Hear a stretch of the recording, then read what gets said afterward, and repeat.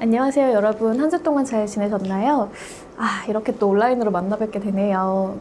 제가 공지를 이미 드리긴 했지만 학교에서 코로나19 때문에 좀 아직은 강의실에서 보는 게 어렵겠다라고 판단을 하셨어요. 그래서 앞으로도, 그러니까 3주, 4주차 강의도 이렇게 온라인으로 여러분과 만나 뵙게 되었습니다. 그래서 제가 일단은 강의 자료는 전부 올려두고 있는 거 아시죠? 제가 공지에 이제 보내드린 링크 있죠? 거기에 들어가시면 이거 다운받을 수 있거든요. 그러니까 다운받으셔서 조금 불편하시겠지만 앞으로 2주간 또 온라인으로 만나 뵙고요. 그 이후에는 제발 코로나가 좀 빨리 종식이 돼서 여러분들을 직접 만나 뵐 수 있었으면 좋겠습니다. 자, 그러면 오늘은 3강 한번 들어가 볼게요.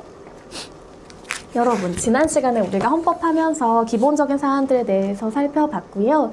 그리고 뭐 제한이라든지 여러 가지 거 보면서 헌법재판소 결정문들을 좀 봤잖아요. 오늘은 기본권의 세부 사항을 좀 살펴볼 거예요.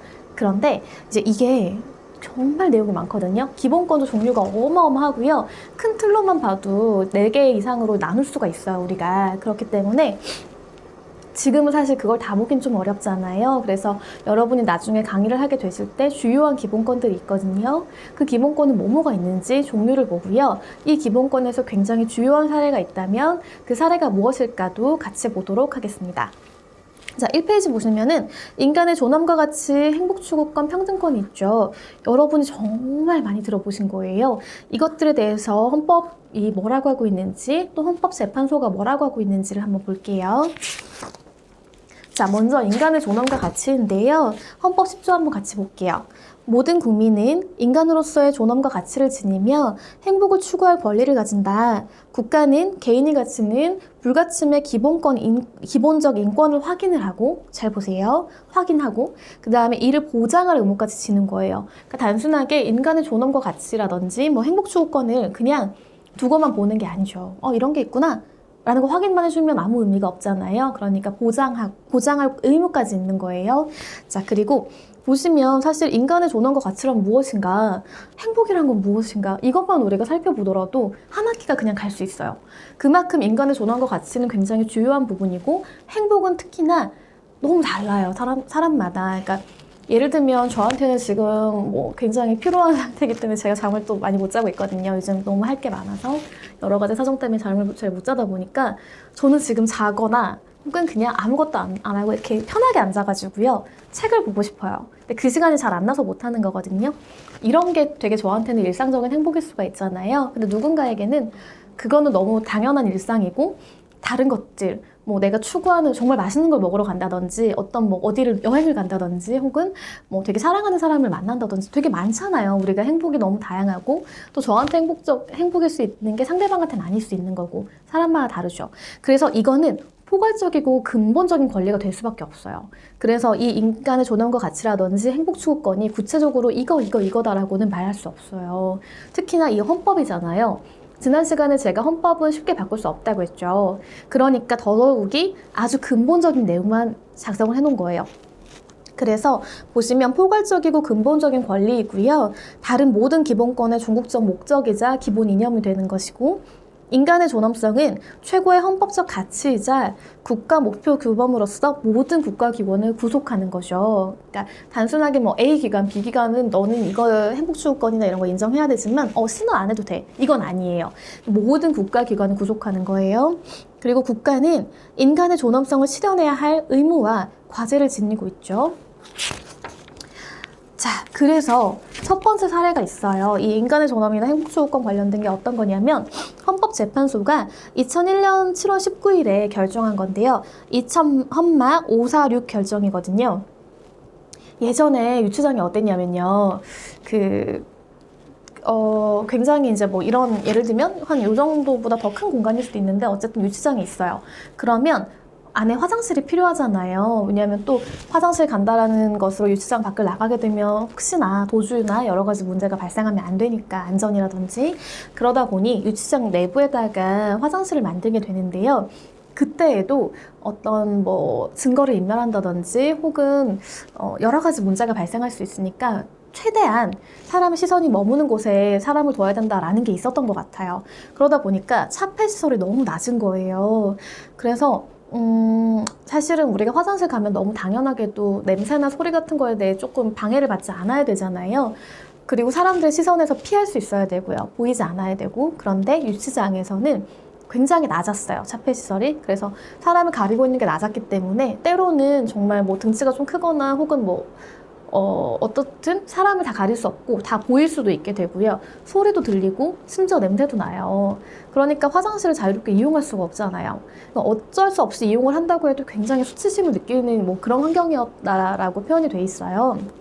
이렇게 어려운 조금 어떻게 보면 일반 사람들이 생각하기에는 조금 굉장히 불쾌할 수 있는 그런 낮은 시설들이 존재를 했던 거예요. 그러다 보니까 어떤 유치장에 이제 갇힌 분이 이제 청구를 하게 된 거죠. 이것은 나의 인간의 존엄과 같이 인격권을 너무 침해하는 것이다. 라고 이제 헌법재판소에 이제 이런 신청을 했고요. 그래서 헌법재판소가 뭐라고 했는지 한번 같이 볼게요. 이 사건 청구인, 그러니까 내가 어떠어떠한 것에 대해서 헌법적인 그 권리를 주장을 하거나 이것은 위헌이야 라고 하거나 했을 때 이제 헌법재판소에 청구를 하게 되거든요. 그게 청구인이고요. 이 상대방, 청구를 받는, 그러니까 이 행위를 했던 대상자를 피청구인이라고 우리가 표현을 해요, 보통. 그런데 어쨌든 청구인이라고 표현하니까 청구인들로 하여금 유치기간, 그러니까 유치장의 안에 있는 기간 동안 위와 같은 구조의 화장실을 사용하도록 강제한 피청구인의 행위는 여기 보시죠. 인간으로서의 기본적 품위를 유지할 수 없을 정도로 하는 것으로서 수인하기 어렵다. 그러니까 참기 어렵다는 거죠. 그렇기 때문에 전체적으로 볼 때는 비인도적이고 굴욕적일 뿐만 아니라 동시에 비록 건강을 침해할 정도는 아니라고 하더라도 그러니까 이제 차폐시설이 낮다는 것만으로 내 건강에 심각한 위해가 오거나 갑자기 병에 걸리거나 할 정도는 아니라고 할지라도 헌법 제10조, 아까 보셨잖아요. 그 조항. 헌법 제10조의 인간의 존엄과 가치로부터 유래하는 인격권을 침해하는 정도에 이르렀다라고 판단된다라고 한 거죠.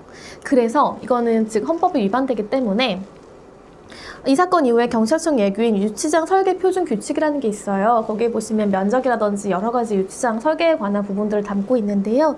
이것을 개정을 했어요. 그래서 경찰서 유치장의 화장실이 이제 너무 낮았던 것들이 좀 개선이 되었다고 해요. 그러니까 이제 이런 부분들 헌법에 위반된다라고 하면 그 이후부터는 법을 개정을 하거나 어떤 제도를 바꾼다거나 여러 가지 것들을 거쳐가지고 이 행위들, 위반된 행위들을 개선을 하거든요.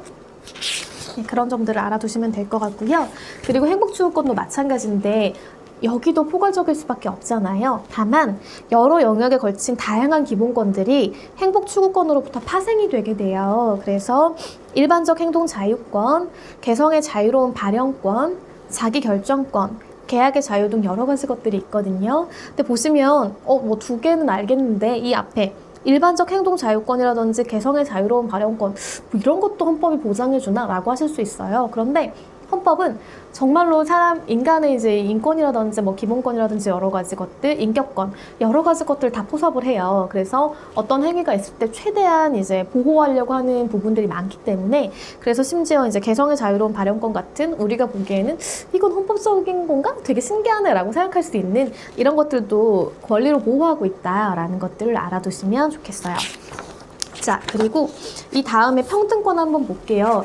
평등권도 여러분이 많이 아시잖아요. 뭐 단순하게 그러니까 가장 많이 알려진 것들은 성별 평등이고요. 그리고 또 요즘에는 우리가 사회적 신분인지 여부에 대한 논란이 많은 정규직과 비정규직에 관한 문제들도 있어요. 근데 헌법에서는 그런 것들에 대해서 어떤 사유든 간에 어쨌든 차별을 하면 안 된다라는 것들이 있죠. 이제 보실게요. 한번 뭐라고 규정되어 있는지.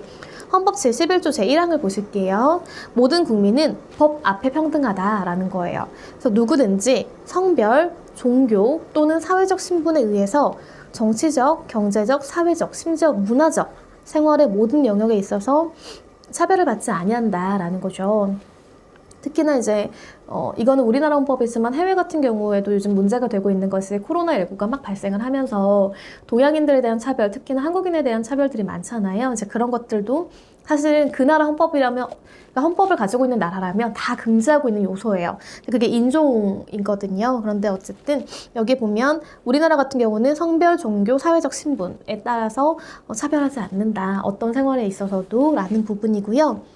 그러다 보니 이제 이 평등 원칙이라는 것들이 이 조항에서 도출이 됐어요. 보시면 국가가 입법을 하거나 법을 집행하고 해석하는 경우에는 모든 국민을 이유 없이 차별하지 않아야 한다라는 원칙인 거죠. 이게 평등의 원칙, 그러니까 입법, 그러니까 법을 만드는 것, 그리고 법을 집행하는 것, 행정적인 것들이죠. 그리고 해석하는 것, 이건 사법부가 할 일이거든요. 그러니까 국가의 이제 3권이잖아요. 입법, 사법, 행정. 어떤 것이든지 간에 모든 국민을 이유 없이 차별하면 안 된다라는 것이 평등 원칙이고요. 평등 권이란 무엇일까요? 이건 권리잖아요. 국가가 부당한 차별을 할 경우에 부당한 차별의 금지, 그러니까 당신이 하고 있는 거 예를 들면 채용이라면요. 국가가 이제 채용을 하는 이 사건에서 당신이 하고 있는 행위는 차별이야. 그러니까 이건 할 수 없어 라는 것들을 이제 그 금지를 요구할 수 있는 권리거든요. 그게 뭔지를 예를 보셔야 될 것 같아요. 한번 볼게요. 헌법재판소가 2005년 2월 3일자, 2005년 2월 3일자 이제 결정인데요. 2001 헌가구예요. 이제 구사건이고요. 보시면 이게 여러 가지 사건들이 되게 많이 병합이 됐어요. 호주제 관련된 거라 그래요. 보실게요. 이게 뭐냐면 호주제는 여성의 평등권을 침해하는 제도인가? 라는 거예요. 여러분 예전에는 호적등본 떼보셨잖아요. 그런데 요즘에는 호적등본이 아니고 가족관계증명서라고 하죠. 그것들을 떼야만 우리의 가족관계를 알 수 있고 또 그것도 굉장히 세분화돼가지고 예전 같으면 호주제라고 해서 호적을 딱 떼면 모든 게 다 나오잖아요. 나의 형제라든지 나의 자녀라든지 내가 결혼한 것이라든지 배우자라든지 다 나오지만 가족관계 증명서는 좀 구분이 돼 있잖아요. 여러 가지로. 그래서 거기에 딱 필요한 정보만 우리가 알 수 있도록 하고 있어요. 네, 한번 볼게요. 헌법은 국가사회의 최고 규범이기 때문에 가족제도가 비록 역사적, 사회적 산물이라는 특성을 지니고 있다고 하더라도 헌법의 우위로부터 벗어날 수 없다라는 거예요.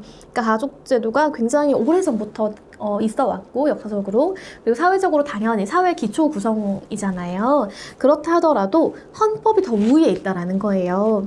그리고 가족법이 헌법 이념의 실현에 장애를 초래한다. 그러니까 가족법에 어떤 호주제에 대한 규정이 있는데 이 규정이 헌법 규정에 반한다라고 한다면 그리고 헌법 규범과 현실과의 괴리를 고착시키는데 일조하고 있다라고 한다면 그러한 가족법은 수정되어야 한다라는 거예요. 그러니까 쉽게 말하자면 가족법은 굉장히 옛날부터 호주제는 너무 당연했던 거예요. 그래서 이것들은 역사적 산물이기 때문에 이게 없어지면 안 돼. 이게 없어지면 나라의 근간이 흔들릴 거야. 아니면 가족의 근간이 흔들릴 거야. 라는 의견들이 분명히 있었거든요. 이제 이럴 때 그런데 한편으로 이제 이거에 대해 반대하는 입장에서는 호주제가 있으면 어떤 성별이라든지 여러 가지 연령이라든지 여러 가지 고착화가 생길 수 있기 때문에 오히려 차별적인 것이고 헌법에 위반되니까 이건 좀 변경될 필요가 있다라는 것들로 분쟁이 있었던 거죠. 그거에 대해서 헌법재판소가 얘기하는 게 있어요.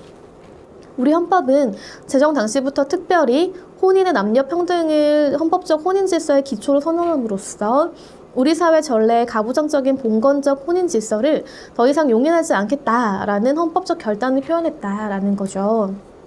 그리고 현행 헌법에 있어서는 또 어떤 게 있냐면 양성평등이나 개인의 존엄 이런 것들 있잖아요. 이게 혼인과 가족제도에 관한 최고의 가치규범으로 확고히 자리 잡았다라는 거예요. 또 헌법 전문과 헌법 제구조에서 말하는 전통 문화란 역사성과 시대성을 띤 개념으로서 헌법의 가치 질서라든지 인류 내 보편적 질서, 보편 가치, 정의와 인도 정신 등을 고려해서 오늘날의 의미로 포착되어야 한다는 거예요. 그러니까 구조가 뭐였는지 같이 한번 볼게요. 제 구조가 뭐냐면 국가는 전통 문화의 계승, 발전과 민족 문화의 창달에 노력해야 한다라는 거예요. 자, 이 규정에 따라서 이제 호주제 폐지를 반대하는 쪽에서는 이거 봐. 가정이 얼마나 전통적인 것이고 호주가 얼마나 전통적인 것인데 이거를 없앤다는 건 헌법 제9조에 반하는 거지 라는 주장이었던 거예요. 이에 반해서 헌법재판소는 제9조에 말하는 전통은 이런 것들이 아니고 당신들이 말하는 호주제를 꼭 이제 폐지하지 않아야만 전통이 유지된다고 볼 수는 없다라는 거예요. 수정되어야 한다라는 의견이었던 거예요. 그리고 또 이제 인간의 존엄과 양성의 평등에 반하는 것이어서는 안 된다라는 한계가 도출되기 때문에 전례의 어떤 가족제도가 헌법 제36조 제1항이 요구하는 개인의 존엄과 양성평등에 반한다라고 한다면 헌법 제9조를 근거로 헌법적 정당성을 주장할 수는 없다라고 봤어요. 그래서 결국은 이게 전통 문화인 건 오케이 인정. 이게 역사적으로 있고 사회적인 어떤 되게 중요한 요소인 것도 인정한다. 그런데 이것들이 꼭 이 제도를 유지해야만 그 유지되는 전통이라고 볼 수는 없는 것이다. 그리고 현대 사회에서는 인간 존엄이나 양성평등에 관한 가치가 있기 때문에 좀 수정되어야 한다라는 부분인 거예요. 그러다 보니까 이제 이게 위헌이다라는 결정이 내려졌고요. 그래서 이게 이후 호주제를 내용으로 하는 호적법이 폐지가 되었고요. 왜냐하면 이제 헌법에 위반된다라는 측면이 있었으니까. 그렇기 때문에 가족관계 등록에 관한 법률이 제정이 됐어요. 그래서 여러분이 주민센터라든지 민원24시 클릭하시면 거기에 이제 우리의 어떤 가족관계를 증명하기 위한 것들이 바로 이거예요. 가족관계 등록부. 예전처럼 호주제가 아닌 거죠. 호주에 관한 어떤 문서가 아닌 거죠. 이 제도가 변경된 것의 배경에는 이렇게 헌법이 위반된다라는 주장이 있었다라는 것들 참고하시면 좋겠습니다. 자, 그 다음 넘어가 볼까요? 중요한 것들 여러분이 많이 들어보신 거예요. 신체의 자유라던가 주거의 자유, 그 다음에 뭐 거주 이전의 자유, 뭐 사생활의 비밀의 자유 같은 것들이 있는데요. 이게 바로 자유권적 기본권이에요. 한번 볼게요. 신체의 자유는 가장 많이 역사적으로 연구되어 왔고 중요하게 여겨지는 것이에요. 현재에도. 보시면 개념을 먼저 볼게요. 이게 신체의 자유라는 것은요. 불법적인 체포나 구금, 압수수색, 그죠? 많이 들어보셨죠? 신문, 처벌, 보안 처분, 강제 노역으로부터의 자유인 거예요. 이게 헌법 제12조 내지 제13조에 나오는, 이따 볼 거예요. 굉장히 상세하게 나오거든요. 근데 이거는 당연히 실체적 보장이 있고 절차적 보장이 있겠죠. 그러니까 여러분이 생각하실 때 제도를 생각할 때는요. 이 제도에 대한 어떤 실체적 보장하는 것들, 그러니까 제도의 취지에 관한 것들이 있고요. 그다음에 형식적으로 이 취지를 보호하기 위해 어떤 것들이 있는지를 같이 살펴보시면 어떤 조항이라든지 제도의 취지를 이해하는 데 굉장히 도움이 많이 되거든요. 한번 볼게요. 일단 실체적 보장을 위해 뭐가 있냐면 죄형 법정주의가 있어요. 많이 들어보셨죠? 이거는 우리가 교과서를 통해서도 많이 보는 것인데 예전에 제가 지난 시간에도 한번 예를 들었지만 예전에는 왕이 하는 대로, 왕이 생각하는 대로, 뭐 원님이 생각하는 대로 권력자가 생각하는 대로 그냥 모든 걸 다 할 수 있었잖아요. 특히 형벌도 마찬가지였어요. 그러니까 좀 마음에 안 들거나 좀 의심스러운 거예요. 그러면 무조건 데려와서 일단은 감옥에 먼저 가두고 그 다음에 뭐 되게 고통스러운 신문 등을 통해서 이제 뭐 자백하게 하고 그 자백이 진짜 자백이든 내가 그 고문이 너무 괴로워서 하는 자백이든 상관없이 그렇게 하는 경우들이 너무 많았거든요. 그러다 보니까 이건 아닌 것 같다. 그리고 무조건 뭐 죄도 아닌데 이거 옛날에 그냥 다 해왔던 것이고 심지어 도덕적으로도 문제가 안 되는 건데 단순하게 이제 그 왕이나 원님의 마음에 들지 않는다는 이유로 이것들 처벌하면 안 되지 않겠냐라는 것들이 생겨나기 시작했고요. 그러면서 과거부터 아주 역사적으로 옛날부터 이것들은 죄야, 이것들은 범죄야 라는 것들을 정하기 시작했잖아요. 그래서 뭐 하지 말라 막 이런 부분들이 있었고요. 거기에 대해서 헌법은 또 한 번 고민을 해요. 그래, 죄인 건 알겠어. 그런데 예를 들면 절도를 했을 때요. 우리가 흔히 아는 뭐 장발장 얘기도 있잖아요. 너무 배고파서 빵 하나를 훔쳤는데 뭐 어마어마한 기간 동안 이제 형을 살아야 된다거나 그런 부분들 있죠. 아니, 근데 이런 사람은 그래. 근데 어떤 사람은 진짜 엄청난 도둑질을 했어요. 뭐 나라에 굉장히 중요한 국보를 훔쳤다든지. 그런데 이 사람은 뭔가 권력자의 측근이거나 왕이 굉장히 아끼는 사람이라서 눈 감아주거나 혹은 이제 죄라고 규정은 돼 있으니 처벌은 해야 되는데 처벌은 그냥 되게 뭐 약한 처벌을 하는 거죠. 뭐 벌금을 조금 물린다든지 이런 식으로 균형이 안 맞잖아요. 그러다 보니까 이래서는 안 되겠다. 뭐 예측 가능하지도 않잖아요. 어떤 죄를 범했을 때 누가 어떠한 형을 살지 혹은 벌금을 그냥 받게 될지도 아무도 모르는 거니까 너무 이거는 문제가 있다라고 해서 죄와 형을 같이 정하는 거예요. 법에다가. 그래서 이 죄가 예를 들어 A 죄가 있으면 뭐 형벌을 뭐 징역 1년이라든지 이런 식으로 정하지 않으면 형벌을 가할 수 없다라는 게 죄형 법정주의예요. 굉장히 인권적이죠. 인권적인데 다만 문제가 이게 한 가지 있어요. 그래서 죄형 법정주의가 정말 좋은 제도임에 반해서 이제 우리가 갖는 딜레마는 이런 것이죠. 어떤 범죄가 발생을 했는데 이 범죄가 우리가 예전까지 예측하지 못했던 신종 범죄인 경우가 있어요. 그럴 때에는 이 범죄에 딱 들어맞는 어떤 구성 요건을 찾기가 굉장히 어려운 경우들이 있고요. 혹은 구성 요건이 있다고 하더라도 처벌이 조금 약한 경우들이 있어요. 왜냐하면 이 범죄에 관한 굉장히 심각한 범죄임에도 불구하고 구성 요건을 명확히 하지 못했던 부분들이 있기 때문이거든요. 처벌 규정도 이 범죄가 이렇게까지, 이 행위가 이렇게까지 심각한 결과를 초래할 거라고 생각하지 못하는 경우들이 있어서 그래요. 그게 딜레마임에도 불구하고 어쨌든 헌법에서는 가장 우선적으로 하는 것들이 신체의 자유거든요. 인간의 기본권이다 보니까 이것마저도 규정이 없다. 그러면 아직도 예를 들어 뭐 지금 왕은 잘 있는 국가가 별로 남진 않았지만 어떤 뭐 형벌기관, 그러니까 수사기관이나 이런 데서 딱 보고 죄가 이거면 우리가 빨리 그냥 없으니까 그냥 우리가 임의로 규정하자라고 해서 이제 독재국가 같은 경우 얘기하는 거예요. 만약에 독재국가에서 만약에 자기 마음에 안 드는 사람을 또 똑같이 이 형벌이 없다는 이유로 더 심하게, 그러니까 뭐 그렇게 처벌하면 안 되잖아요. 여러 가지 문제가 발생하잖아요. 인권적으로도 그렇고.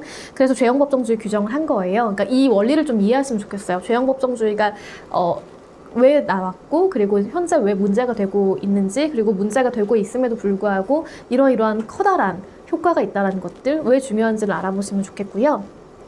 이중처벌의 금지도 있어요. 그러니까 한 가지 행위로 처벌을 받게 되면 다시 이 같은 행위로는 처벌할 수 없다는 원칙이에요. 이건 너무 당연하겠죠. 그리고 연좌제 금지도 있거든요. 그래서 예전에는 우리가 흔히 막 사극 같은 데 보면, 제 요즘에는 잘 안 봐서 모르겠는데 옛날에 보면은 막 몇 쪽을 멸한다 막 이런 거 있고, 다 노비로 끌려가고 가족들이, 그러니까 아무런 그런 관계가 없음에도 불구하고. 그리고 현대극 같은 경우에도 제가 그런 걸 봤던 것 같은데요. 아버지가 잘못했고 아무것도 모르는 자녀가 있었는데 이 자녀의 이제 취업이라든지 여러 가지 앞길이 막히고 혹은 뭐 처벌까지도 당하는 그런 것들에 대해서, 그러니까 그게 형사처벌은 아니었던 것 같지만 어쨌든 여러 가지 문제가 좀 발생했던 것들을 본 적이 있어요. 근데 과거에는 정말 형사적인 처벌까지 한 거죠. 그렇죠? 그래서 이 연좌제를 금지하는 것들이 있어요. 그러니까 본인의 죄는 본인만 이렇게 하고, 뭐 가족들, 아무 관계 없는 가족들은 뭐 더 이상 처벌이라든지 이런 것들 하지 말자라는 취지예요. 뒤에 나올 거거든요. 이게 실체적 보장이라면 절차적 보장은 어떤 거냐면요. 적법 절차의 원칙, 어떤 걸 하더라도 형벌을 가하더라도 적법한 절차에 따라서 하자. 재판도 마찬가지다라는 것이고요. 영장주의예요. 그러니까 영장도 여러 가지 요건이 있어야 발부가 가능한 거 아시죠? 그래서 그 영장주의고, 체포나 구속 적부 심사제도. 그러니까 옛날에는, 과거에는 하도 그냥 뭐 아무런 그런 거 없이 잡혀가는 것들이 왕왕하다 보니까, 법이 없거나 이럴 때에도 그렇고요. 그러다 보니 이 체포나 구속이 정말로 적법한 것인지, 적법한 절차에 따르고 뭐 이유가 있고 이런 것인지를 한번 심사해보자라는 거예요. 그래서 현재에도 굉장히 많이 활용이 되고 있는 제도고요. 그 다음에 구속 이유 등 고지하는 제도도 있죠. 그러니까 꼭 구속 이유를 고지하는 것은 반드시 필요하다라는 거죠. 그죠? 구속 이유는 반드시 고지해야 되고, 그래야만 이분이 이제 뭐 체포든 구속은 당했을 때 나중에 본인의 방어권 행사를 할 수 있는 것이니까. 그래서 굉장히 절차적인 요건들이 중요해요. 그 밑에 보시면 형사 피의자 및 형사 피고인의 인권 보장에 관한 부분들이 있거든요. 이게 무죄 추정의 원칙. 그러니까 그때도 말씀드렸지만 우리가 그 한 명이라도 억울한 사람을 만들지 말자라는 취지에서 일단은 이 사람이 용의자이더라도 형이라든지 어떤 그 혐의가 완전히 확정되기 전까지는 무죄로 추정하자라는 원칙이에요. 구속 적부 심사, 아까 말씀드린 구속이 정당한지에 관한 것들, 그리고 진술 거부권, 묵비권이죠. 바로 이거예요. 묵비권. 그러니까 이것도 방어권의 행사의 하나로서 내가 예를 들어 예전엔 고문에서 막 이렇게 어떻게든 진술을 받았던 거잖아요. 그런데 진술을 거부할 수 있는 권리가 있다라는 것이고요. 고문을 받지 아니할 권리, 자백의 증거 능력 제한, 이것도 마찬가지인데 앞에 맥락에서 나온 거예요. 예전에는 자백만 있었어도 그냥 오케이, 그럼 너 잘못했어 라고 해서 처벌을 가능하게 했던 거잖아요. 그러다 보니까 이 사람의 자백만 있으면 되는 거예요. 이 사람이 범인인지 아닌지는 나중 문제인 거예요. 어쨌든 내가 볼 때 이 사람이 범인이면 이제 어떻게든 자백을 받아내기 위해서 굉장히 이제 심각한 행위들을 저질러진 적이 있잖아요. 그렇기 때문에 이것들을 규정을 한 거예요. 일부러 헌법에. 그래서 자백만 있다라고 하면, 이걸 보강할 증거가 없다면 그러면 우리 처벌할 수 없다라는 규정인 거거든요. 그게 자백의 증거 능력 제한이에요. 그리고 변호인의 조력을 받을 권리. 그러니까 사실은 아직도 변호사가 없다라고 하면은 이런 인권적인 부분들에 대해서 혹은 뭐 혐의가 있지만 혐의가 이제 A 정도, 한 이 정도인데 이것들을 제대로 조력을 받지 못할 경우에는 이만큼, 그러니까 본인이 하지 않은 행위에 대해서 또 방어를 못하는 경우가 있잖아요. 뭐 나는 이걸 하지 않았는데 이거에 대해서 법리를 모른다거나 혹은 뭐 어떤 반대적인 증거가 분명히 있음에도 불구하고 혼자 한다라고 하면 일반적으로 잘 못하시는 경우가 많아요. 그렇기 때문에 인권이나 기본권 보장을 위해서 변호인의 조력을 받을 권리가 있는 것이고요. 그리고 또 이게 신속한 공개 재판이거든요. 신속한 공개 재판을 받을 권리가 있는 건데요. 뭐냐면 우리가 예전부터 이제 굉장히 그런 말을 많이 해요. 재판이 뭐 예를 들어 한 10년쯤 진행이 된다. 그죠? 10년쯤 진행이 돼요. 근데 나는 너무 억울한 거예요. 그래서 10년쯤 진행이 되면 어때요? 억울한 피해자가 그만큼 10년 동안 그냥 복역을 해야 되는 경우들도 있을 수가 있거든요. 그리고 심지어 내가 이제 어떤 범죄를 저질렀는데 그게 형이 한 5년 정도인 거예요. 근데 여러 가지 문제가 있는데 어쨌든 이 재판이 뭐 구속 상태이든 아니든 간에 재판이 너무 오래 진행될 경우에 여러 가지 문제가 있을 수가 있거든요. 근데 우리나라의 경우는 아니에요. 이제 이거 같은 경우 우리나라 구속 기간에 그런 제한도 있고요. 여러 가지가 있기 때문에 그렇지 않겠지만 이런 기간에 제한이 없는 국가들도 간혹 있을 수가 있고요. 그리고 신속한 공개 재판이 이루어지지 않는다라고 하면, 그러니까 두 가지인 거죠. 신속한 재판, 공개 재판인데, 재판이 무기한으로 이제 연장이 돼서 진행되지 않으면 본인의 억울함이라든지 어떤 명확한 방어를 할 수 없게 되거나 증거가 갑자기 사라진다거나 해서 방어가 어려운 경우들이 있고요. 공개 재판이 아니라고 했을 때에는 또 혹시나 이제 모를 위협을 당한다거나 여러 가지 문제가 있을 수 있기 때문에 신속한 재판을, 공개 재판을 받을 권리 등이 이제 보장이 되고 있어요. 그게 어떻게 나오는지 한번 볼게요. 제12조에 먼저 보시면 1항 모든 국민은 신체의 자유를 가진다. 누구든지 법률에 의하지 아니하고는 체포, 구속, 압수수색 또는 신문을 받지 아니하며 법률과 적법한 절차에 의하지 않고는 처벌, 보안처분 또는 강제노역을 받지 않는다. 제2항 모든 국민은 고문을 받지 아니하며 형사상 자기에게 불리한 진술을 강요당하지 아니한다. 제3항 체포, 구속, 압수 또는 수색을 할 때에는 적법한 절차에 따라 검사의 신청에 의해서 법관이 발부한 영장을 제시해야 한다는 거예요. 예외는 있지만 보시면 적법한 절차에 따라서 검사가 일단 신청을 해야 되고요. 거기에 법관이 심사를 다 해요. 이게 맞는지 아닌지, 그 다음에 영장을 발부할지 여부를 결정을 하죠. 그렇게 발부된 영장을 제시를 해야 된다라는 거예요. 그리고 누구든지 체포 또는 구속을 당할 때에는 즉시 변호인의 조력을 받을 권리를 가진다. 다만 형사 피고인이 스스로 변호인을 구할 수 없을 때에는 법률이 정하는 바에 의하여 국가가 변호인을 붙인다. 그러니까 이 즉시가 왜 중요하냐면 초동 수사가 굉장히 중요해요. 저희도 형사사건을 하다 보면은 그 초반에 이분이 어떻게 방어했는지에 따라서 결과가 굉장히 달라지는 경우가 많거든요.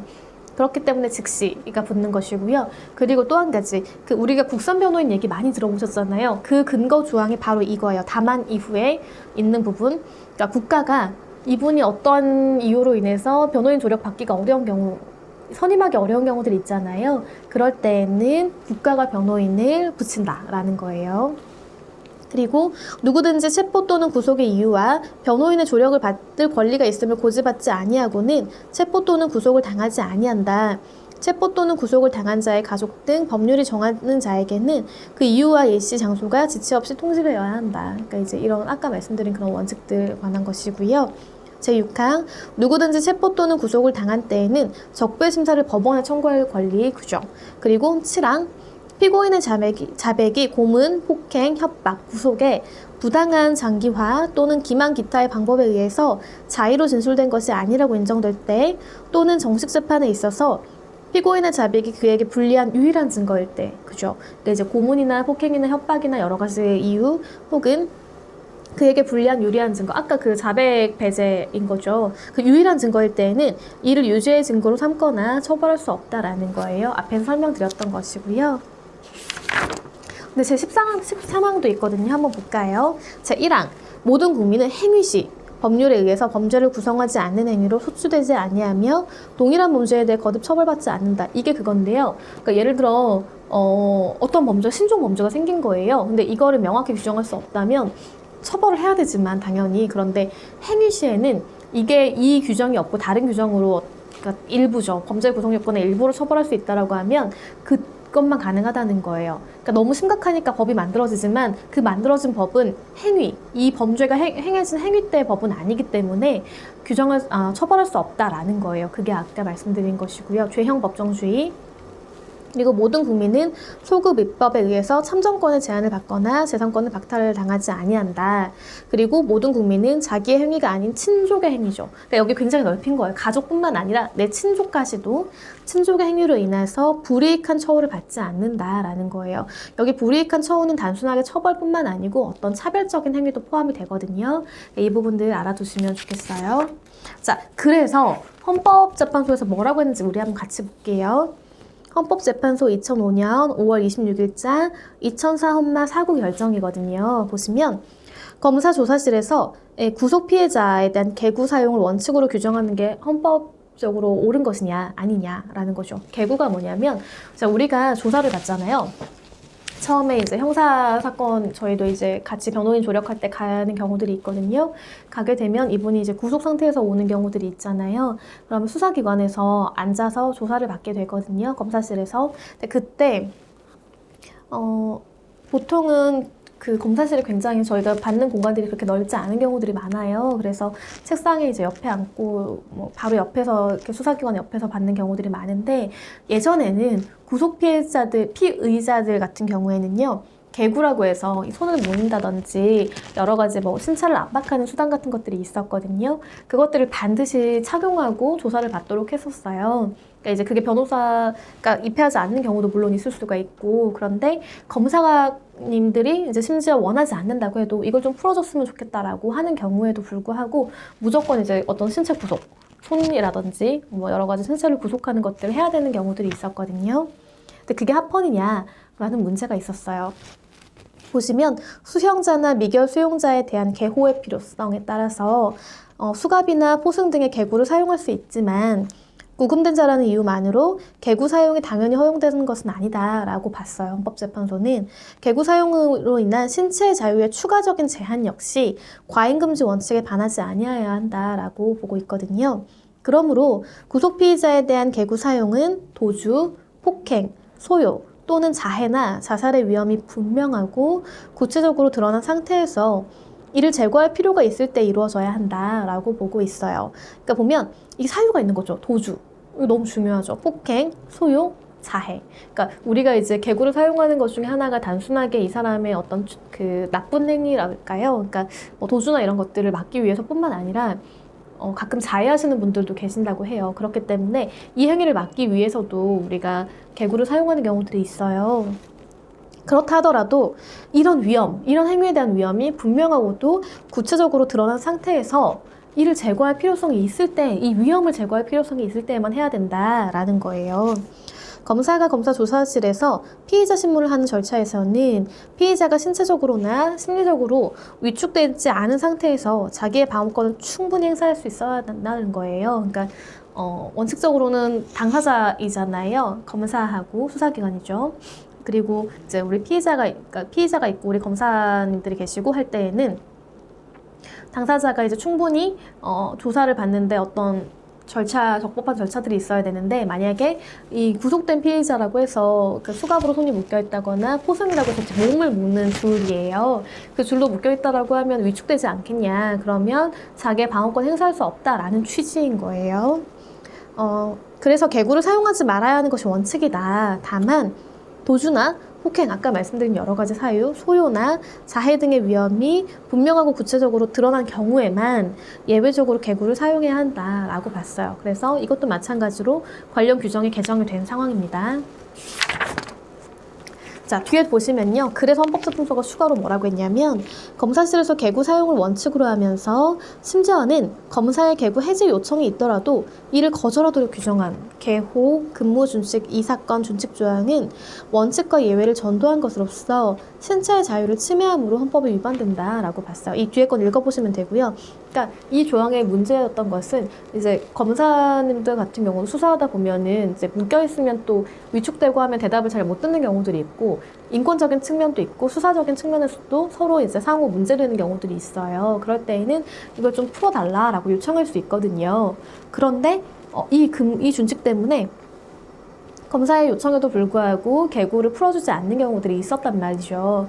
그럴 때에는 이것은 원칙과 예외를 전도한 것이다 라고 보아서 문제가 있다. 그러니까 헌법에 이렇게 적합한 것이 아니다.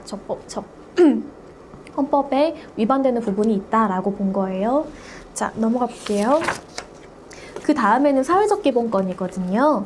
여기 보시면 사회적 기본권 굉장히 또 내용이 많아요. 뭐 인간다운 생활을 할 권리, 교육에 관한 권리, 근로에 관한 권리, 환경권, 혼인과 가족생활, 모성보호 등 굉장히 많거든요. 그러니까 우리가 그 생활을 하면서요, 일상을 살아가면서 혹은 사회생활을 하면서 이것은 내 권리지 않을까라고 고민하는 부분들이 있거든요. 그것들을 다 포괄한다고 보시면 돼요.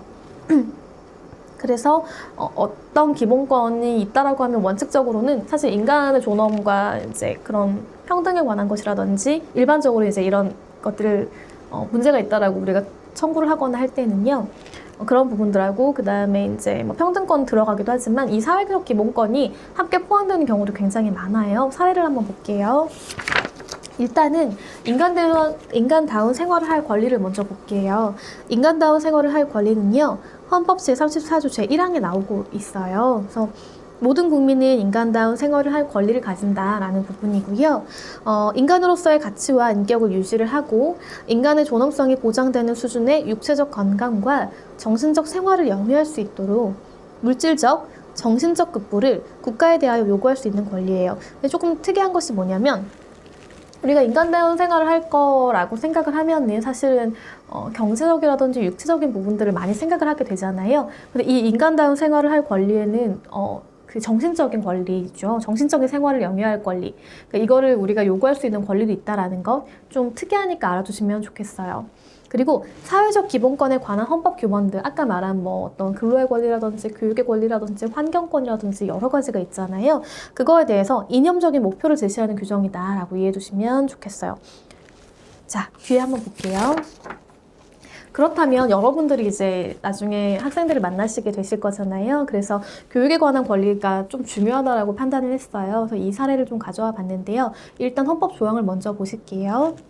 헌법 제31조에 나오는데 이 교육의 권리는 너무 중요한 기본권이잖아요. 우리가 알고 있는. 그렇기 때문에 굉장히 상세하게 나오게 돼요. 한번 보실게요. 제1항 모든 국민은 능력에 따라 균등하게 교육을 받을 권리를 가진다. 제2항 모든 국민은 그 보호하는 자녀에게 적어도 초등교육, 그죠?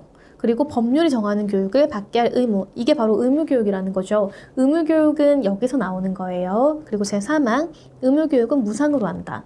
그러니까 사실 이렇잖아요. 국민의 의무인데 정말 너무 어려워서 아이를 학교에 보낼 수 없는 경우들도 있을 수 있거든요. 과거에는 그런 사례도 정말 많았고 최근에 또 이제 교육을 어려워서 못하는 경우들이 있어요. 그렇기 때문에 이 의무교육만큼은 우리가 국가에서 해주자라는 거예요. 그것을 교육의 권리라고 해서 헌법 제31조 제3항에서 보호를 하고 있어요. 제4항 한번 볼게요. 교육의 자주성, 전문성, 정치적 중립성 및 대학의 자율성은 법률이 정하는 바에 의해서 보장된다라는 거죠. 우리 그 대학의 자율성 관련해가지고 이 조항 기억나시나요? 지난 시간에 우리가 서울대학교 사건 보면서 한번 봤었죠. 제5항 국가는 평생 교육을 지능하여야 한다. 제6항 학교 교육 및 평생 교육을 포함한 교육제도와 그 운영, 교육 재정 및 교원의 지위에 관한 기본적 사항은 법률로 정한다라고 되어 있어요. 그러니까 사실 교원이라든지 교육 제도라든지 어떤 교원의 지위라든지 또 교육의 재정이라든지 이런 것들은 너무 중요해요. 그래서 명확하게 하지 않는다라고 하면 또 그때그때 예산이라든지 뭐 사회 상황이라든지 이런 거에 따라서 자꾸 변동 가능성이 있을 수가 있는데 그러면 안 되잖아요. 교육이라는 것은. 그렇기 때문에 이렇게 법에 정해두자라는 거예요. 자, 그렇다면은 교육에 관한 권리에서 헌법재판소 뭐라고 했을까 한번 볼게요. 2008년 4월 24일자 2007 엄마 1456 결정입니다. 보시면 고등학교에서 퇴학한 날로부터 6개월이 경과하지 아니한 자를 고교 졸업학력 검정고시 받을 수 있는 자의 범위에서 제외하고 있는 고등학교 졸업학력 검정고시 규칙은 교육을 받을 권리를 침해했는가라는 부분이에요. 이게 뭐냐면 과거에 이제 저희 때도 한번 그런 적이 있었고요. 교육제도가 막 바뀌어가면서 이 교육제도 예를 들면 어떤 특수목적고라든지 내신 부분이 있어가지고 내신에 좀 불리하다 싶으면 이제 그 대학에 가기 어렵다라는 부분들이 있었어요. 그래서 아 그래? 그러면은 자퇴하고 우리가 그냥 검정고시 봐서 대학 가는 게 유리하겠네? 이제 이런 판단하시는 분들이 굉장히 많았거든요. 저희 때도 그랬고요. 근데 이제 그런 부분들이 있다 보니까 여러 가지로 문제가 될 수 있으니 그러면 이 퇴학, 여긴 자퇴를 포함하니까 자퇴의 경우, 퇴학의 경우에 6개월을 경과하지 않는다라고 하면 검정고시 보지 못하게 하자라는 규정들이 있었어요. 그게 헌법에 위배되느냐 아니냐라는 부분이었거든요. 한번 볼게요. 이 사건 규칙 조항에 뭐뭐 고등학교 퇴학자의 응시 증가를 줄이고 정규 학교 교육 과정의 이수를 유도하기 위함이므로 그 입법 목적이 정당하다. 그러니까 이 목적, 이 법을 만든 거, 그러니까 자퇴든지 퇴학이든지 6개월이 경과하기 전에는 시험을 못 보도록 한 것은 사실은 정규 교육의 정상화를 위한 거다. 그렇기 때문에 이 입법 목적이 정당하다라는 거였어요. 그리고 고등학교를 퇴학한 후 일정 기간 동안 응시를 제한한다면 내신 관리를 고등학교를 퇴학할 것인지를 고민하는 자에게 자퇴 여부를 숙고하게 할 것이다. 그렇기 때문에 방법의 적절성이 인정된다는 거예요. 그렇잖아요. 우리가 예를 들어 갑자기 이제 문제가 생겨서 퇴학을 하겠다는 결정을 하기까지는 어쨌든 6개월이 지나지 않으면 검정고시 못 봐요. 대학을 못 갈 수 있는 거잖아요. 그러면 이 6개월 동안은 고민할 수도 있잖아요. 혹은 이 6개월의 기간 동안 내가 어쨌든 시험을 못 보면 대학을 제때 갈 수 있나? 그러니까 그 대학 가는 나이가 있으니까 일반적으로 그러니까 우리가 고3 나이라든지 여러 가지 생각을 하게 되잖아요. 그럴 때 전반적으로 고민할 수 있는 것이기 때문에 방법의 적절성도 인정된다라는 것이고요. 그리고 고등학교 퇴학자에 대해서 검정고시의 응시 기회를 영구히 박탈하는 것이 아니다. 그러니까 영원히 못 보게 하는 건 아니지 않냐. 그리고 고등학교 졸업학력 검정고시는 연 2회 이상 시행이 된다. 그러니까 1년에 2번 보면 6개월 정도는 충분히 우리가 유예할 수 있는 거 아니냐라는 거예요. 그리고 장애인 복지법에 따라 등록한 장애인으로서 신체적, 정신적 장애로 학업을 계속하는 것이 퇴학한 자는 이 사건 규칙 조항의 제한을 받지 않는 것. 그러니까 장애인 복지법에 따른 적용을 받는 장애인이라면 이 6개월의 제한이 없다라는 거예요. 그리고 이 사건 규칙 조항에 의해서 제한받는 사익은 자식이 원하는 시기에 검정고시에 응시하여 학력 인정을 취득하려는 것에 불과하다라는 거예요. 그러니까 내가 제한을 받는 것은 내가 어떤 나의 교육권이라든지 어떤 교육을 받을 권리 여러 가지 구체적인 것들이 아니라 단지 내가 이 6개월 동안에 시험을 못 보는 것에 불과하지 다른 커다란 기본권 침해하는 건 아니라는 거예요. 그에 반해서 이 사건 규칙 조항으로 달성하려는 퇴학자의 응시 증가를 줄이고 정규 학교 교육 과정의 이수 유도라는 점을 감안한다면 피해의 최소성 및 법익 균형성의 원칙에도 위배되지 않는다라고 봤어요. 그러니까 결국은 이 6개월 동안 시험을 못 보게 하는 건 제한은 맞다. 제한은 맞지만 이 사람이 제한받는 그런 권리에 비해서 달성하려는 목적이 훨씬 크다라는 거예요. 그렇기 때문에 이건 적절하고 헌법이 위반된 건 아니다라고 결정을 한 거죠. 자, 그 다음에 청구권적 기본권 한번 볼게요. 이것은 여러분들 많이 아시는 청원권이라는 거죠. 청원, 그 다음에 재판 청구권, 그 다음 형사보상 청구권, 범죄 피해자 구조 청구권 같은 것들이 있는데요. 이게 다 통틀어서 국가에 뭔가를 내가 요구하는 권리잖아요. 그죠? 그래서 청구권적 기본권이라고 하는 것이고요. 우리가 그 중에서도 지금 이 수업과 또 관련이 돼 있고 제가 매일매일 이제 많은 업무를 하고 있는 재판 청구권에 대해 한번 볼게요. 헌법 제27조에 명확하게 규정이 되어 있거든요. 제1항 모든 국민은 헌법과 법률이 정한 법관에 의해서 법률에 의한 재판을 받을 권리를 가진다라고 보고 있어요. 제2항 군인 또는 군무원이 아닌 국민은 대한민국의 영역 안에서는 중대한 군사상 기밀이라든지 초병이라든지 초소, 유독 음식물 공급, 포로, 군용물에 관한 죄 중 법률이 정한 경우하고 여러 가지 것들 중에서도 다 하는 것이 아니고요. 이거 관련해서 법률이 또 정하고 있거든요. 그거 하고 비상계엄이 선포된 경우를 제외하고는 군사법원의 재판을 받지 않는다라는 거예요. 그러니까 우리가 법원이 특수한 법원들이 몇 개 있어요. 우리가 일반적으로 아는 서울중앙지방법원을 비롯해서 여러 가지 법원들이 있잖아요. 그런 지방에 있는 법원도 마찬가지고요.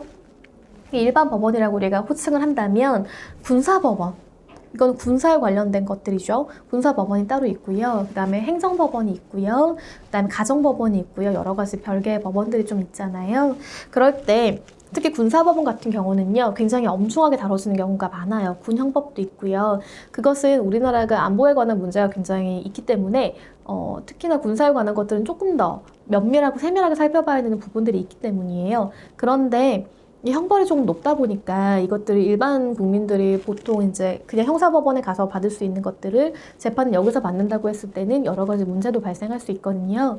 그렇기 때문에 이제 법이 규정을 하고 있는 거예요. 일반 국민, 군인이나 군무원이 아닌 분들, 일반 국민은 제한적인 범위 내에서만 여기서 받을 수 있는, 군사법원에서 받을 수 있는 거지 일반적으로 되지 않는다라는 것이에요. 그리고 아까 보시면 제3항 모든 국민은 신속한 재판을 받을 권리를 가진다. 그리고 특히나 형사 피고인은 상당한 이유가 없는 한 지체 없이 공개 재판을 받을 권리를 가진다. 아까 말씀드린 그 부분이죠. 이거 제4항 형사 피고인은 유죄의 판결이 확정될 때까지는 무죄로 추정한다. 마찬가지죠. 제5항 형사 피해자는 법률이 정하는 바에 의해서 당해 사건의 재판 절차에서 진술할 수 있다. 그러니까 아까 말씀드린 이 3항하고 4항 있잖아요. 신속한 재판을 받을 권리, 공개 재판 받을 권리, 그 다음에 유죄 판결이 확정될 때까지는 무죄로 추정한다. 이 두 가지는요, 형사에 관한 굉장히 중요한 어떤 원칙이에요. 그래서 아까 12조뿐만 아니라 이제 여기에서 재판 청구권에서 다시 한번 규정을 하고 있는 것이고요. 그 다음에 5항 같은 경우, 그러니까 형사재판 같은 경우에도 이제 마지막에 최후 변론하세요라는 부분들도 있거든요. 그리고 이제 본인이 필요할 때에는 어떤 진술서 같은 것들을 이제 우리가 제출할 수도 있어요. 피고인의 경우에도. 네, 이럴 때 법률이 정하는 바에 따라서 다 할 수 있는 건 아니고요. 법률이 정하는 바에 따라서 나의 상황이라든지 혹은 뭐 나의 억울함이라든지 사실관계를 밝히는 거라든지 이런 것들을 얘기할 수 있는 기회가 있어요. 그것들을 말하는 거예요. 자. 그렇다면 그 재판 청구권에 대해서는 뭐라고 말하고 있나 한번 볼게요. 헌법재판소가 2009년 11월 26일에 선고한 2008바 헌바 헌바 12 사건이고요. 이게 전원재판부예요. 굉장히 중요한 판결이었고요. 한번 보시면 국민의 형사재판 참여에 관한 법률, 그러니까 재판 참여에 관한 법률이거든요. 이것이 정하는 국민 참여 재판을 받을 권리가 헌법상 재판 청구권으로서 보장되는지 여부. 여러분, 국민 참여 재판 많이 들어보셨죠? 원칙적으로는 형사재판이 진행이 되면 이제 재판장님들 계시고요. 그 다음에 이제 검사님이 계시고, 그 다음에 이제 피고인이 있을 거잖아요. 이렇게 우리가 같이 해서 이제 참여를 하게 되고요. 결정이나 이런 것들은 판사님들이 하시게 되잖아요. 당사자의 이제 이야기들을 듣고, 쌍방의 이야기를 듣고. 그런데 국민참여재판 같은 경우에 이제 중요한 이슈가 되는 것이라든지 혹은 뭐 여러 가지 요건들이 있거든요. 그 요건에 따라서 국민참여재판을 하게 된다면 배심원죄처럼 이제 운영이 되잖아요. 그래서 어떤 사안의 경우에는 이제 배심원들의 의견을 듣고 이제 결정을 하는 부분들도 있고요. 또 이제 이 과정에서 피고인이 자신의 어떤 억울함이라든지 혹은 이 상황 같은 것들을 잘 알리고 싶어 하는 부분들도 있어요. 그래서 일반적으로 뭐 많이 그런 것은 아니지만 본인 판단에, 피고인 판단에 나는 국민참여 재판 한번 받아보고 싶다라고 해서 청구하는 경우가 있어요. 그런데 아까 말씀드린 것처럼 이 국민참여재판 같은 경우 요건이 있거든요. 이 요건에 부합하지 않으면 안 되는 경우들이 많아요. 그러다 보니까 이것들을 나는 꼭 받고 싶었는데 이 국민참여재판의 요건이 안 된다는 이유로 거부했다는 것은 내 재판을 받을 권리를 침해하는 거 아니냐라는 것들이 있었어요. 거기에 대해 뭐라고 했는지 한번 볼게요. 우리 헌법상 헌법과 법률이 정한 법관에 의해 재판을 받을 권리는 직업법관에 의한 재판을 주된 내용으로 하는 거다라는 거예요. 그러니까 잘 보시면 우리나라는 원칙적으로 배심제가 있는 나라가 아니에요. 그렇기 때문에 뭐 해외처럼 무조건 이제 그 배심원이 있어야만 이 재판이 인정되는 것이 아니거든요. 오히려 이 국민참여 재판은 굉장히 예외적인 거라는 거예요. 그리고 헌법에 규정된 재판을 받을 권리는 직업재판관, 그러니까 이제 우리가 흔히 아는 판사님들한테 재판을 받는 거지 배심원들한테까지 인정되는 건 아니라는 거예요. 그렇기 때문에 국민참여재판을 받을 권리가 헌법 제27조 제1항에서 규정한 재판을 받을 권리의 보호 범위에 속한다고 볼 수는 없다라고 봤어요. 그리고 당시의 법률이에요. 재판참여법률 제5조 제1항은 기존의 형사재판과 상이한, 그러니까 다른 국민참여재판을 위한 물적, 인적 여건이 처음부터 구비되기 어렵다라는 점을 감안해서 대상 사건의 범위를 제한한 것으로서 목적의 정당성이 인정이 되고 국민의 관심사가 집중되고 피고인의 선호도가 높은 중죄 사건이기 때문에 그 대상 사건을 한정한 것은 위와 같은 목적을 위한 합리적인 방법이다라고 봐서 청구인의 평등권을 침해하지 않았다라는 거예요. 그러니까 이제 이분이 주장한 것 중에 뭐가 있었냐면 어떤 사람은 그러니까 국민참여 재판 신청했는데 됐고 어떤 사람은 나는 안 됐고. 그러면 이거 되게 평등하지 않은 거 아니야? 되게 불평등해 보이는데 이게 맞다고? 뭐 이렇게 주장을 하신 거죠. 그랬을 때 반드시 꼭 그래야 되는 건 아니다. 그러니까 이제 여러 가지 문제가 있고 이 여건상 모든 사건을 국민참여재판으로 할 수 없는 문제가 있기 때문에 그것들을 제한하는 것은 정당하다. 그러니까 헌법에 반하지 않는다라고 본 것이에요. 여기 보면 소극이라고 써 있잖아요. 이건 뭐냐면 적극은 헌법재판소가 당신 말이 맞아요 라고 인정한 거고요. 소극은 그건 아닌 것 같아요. 이거는 뭐 헌법에 반하지 않아요 라고 한 거예요. 그런 의미예요. 적극과 소극은. 자, 그러면 우리가 마지막 파트라고 볼 수 있는 정치적 기본권이거든요. 한번 볼게요. 여기에는 선거권, 공무단임권, 국민표결권이 있어요. 자, 선거권 먼저 볼게요. 제24조예요. 보시면 모든 국민은 법률이 정하는 바에 의해서 선거권을 가진다라고 되어 있죠. 여러분 얼마 이제 뒤에 선거가 예정되어 있잖아요. 그런 거예요. 그래서 공직자를 선출하기 위한 행위에 참여할 수 있는 권리예요. 우리가 투표할 수 있다라는 거죠. 그래서 이것은 바로 국민주권하고 대의제 민주주의를 실현할 수 있는 수단이 되는 것이죠. 굉장히 중요한 것이죠. 그리고 그거에 약간 대응되는 개념이 이제 공무단임권이라고 볼 수 있잖아요. 제25조 한번 같이 볼게요. 모든 국민은 법률이 정하는 바에 의해서 공무단임권을 가진다라고 보고 있어요. 국가나 공공단체의 공무를 맡을 권리거든요. 선거의 입후보에서 당선될 수 있는 피선거권, 그죠?